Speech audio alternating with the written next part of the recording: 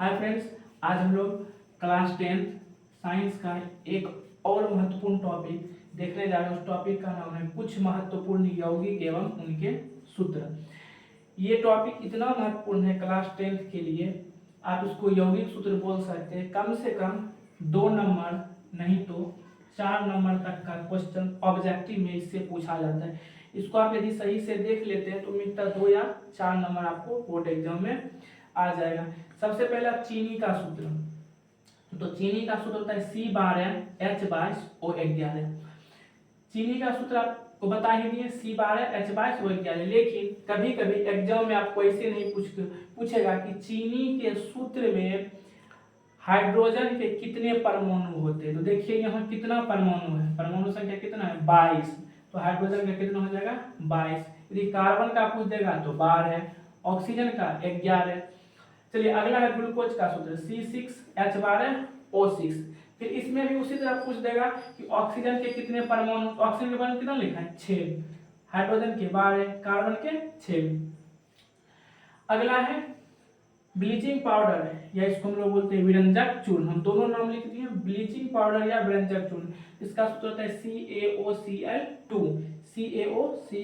इसको आप ऐसे भी लिख सकते हैं CaCl, फिर यहाँ O दे देंगे, इसको घेर के फिर Cl। इसी को इस तरह से भी लिखा जाता है, आप लोग ध्यान से देख लेंगे।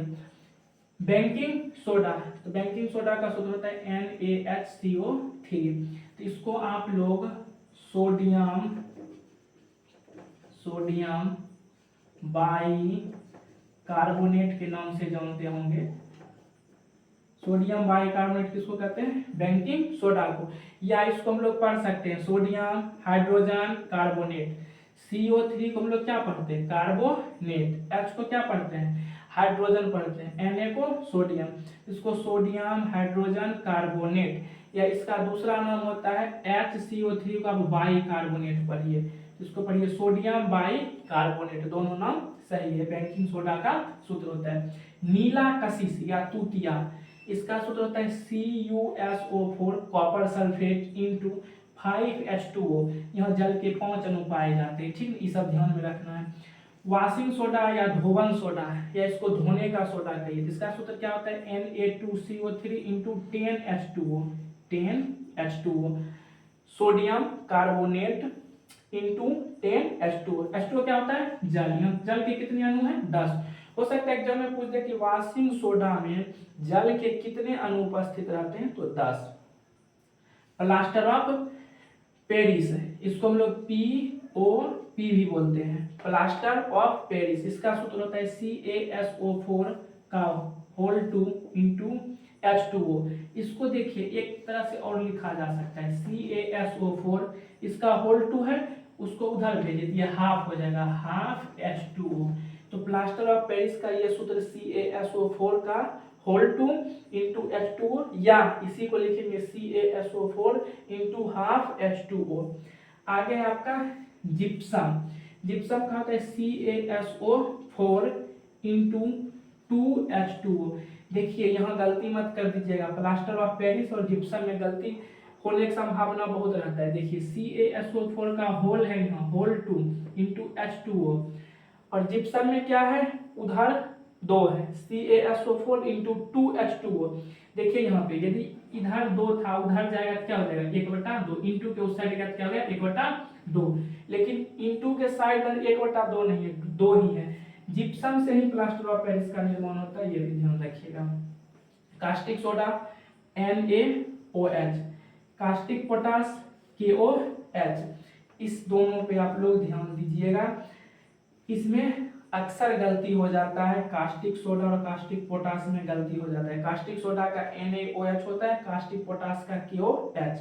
भारी जल D2O, जल का जानते हैं H2O होता है, भारी जल का D2O।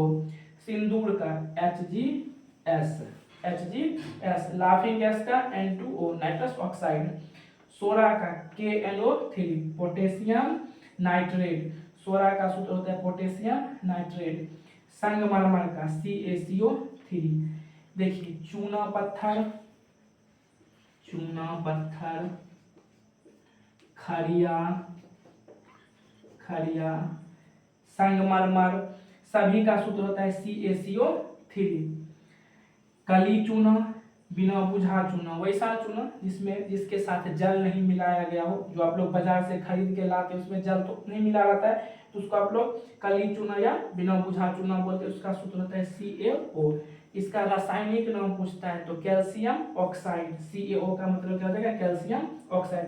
सूत्र होता है CaO, इसका रासायनिक नाम पूछेगा तो कैल्शियम ऑक्साइड। बुझा चूना, जिस चूने में पानी मिला दिया गया हो। चूना जल, भखरा चूना, इसका सूत्र होता है CaOH का होल 2। और इसी का उपयोग हम लोग कहाँ करते हैं तो दीवार के पुताई में करते हैं।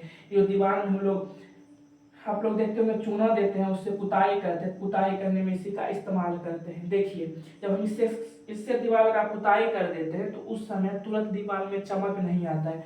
इसको 1-2 दिन तक आप छोड़ दीजिएगा तो ये क्या करता है, कार्बन डाइऑक्साइड से अभिक्रिया कर लेता है, उसके बाद इसी का निर्माण करता है। किसका, कैल्शियम कार्बोनेट का निर्माण करता है, जिसके कारण दीवार में क्या होती है, चमक आ जाती है। इसको ध्यान रखेंगे। क्लोरोफॉर्म का सूत्र होता है CHCl3। क्लोरोफॉर्म का सूत्र होता है CHCl3। अम्लराज, पिछले वीडियो में भी अम्लराज का चर्चा हुआ था, अम्लराज या एक्वा रेजिया। इसमें 2 अम्ल होते हैं, नाइट्रिक अम्ल और हाइड्रोक्लोरिक अम्ल। नाइट्रिक अम्ल HNO3 + 3HCl। अब देखिए परीक्षा में अम्लराज, एक्वा रेजिया, शाही जल एक ही नाम हुआ, इससे तो क्वेश्चन पूछे ही जाते हैं। लेकिन आपको ध्यान ये भी रखना है कि इसका अनुपात पूछ देता है। अनुपात इस बार भी एग्जाम में पूछा और बहुत बच्चे गलती मार गए हैं। गलती कैसे मार दिए, देखिए नाइट्रिक अम्ल का नहीं कुछ तो यह क्या है 1, इसका 1 हिस्सा, और HCl अम्ल का क्या है 3 हिस्सा। तो पूछेगा कि अम्लराज में नाइट्रिक अम्ल और हाइड्रोक्लोरिक अम्ल का अनुपात, पहले नाइट्रिक अम्ल देगा तो इसका 1 हिस्सा, हाइड्रोक्लोरिक का 3 हिस्सा, तो 1:3 हो जाएगा।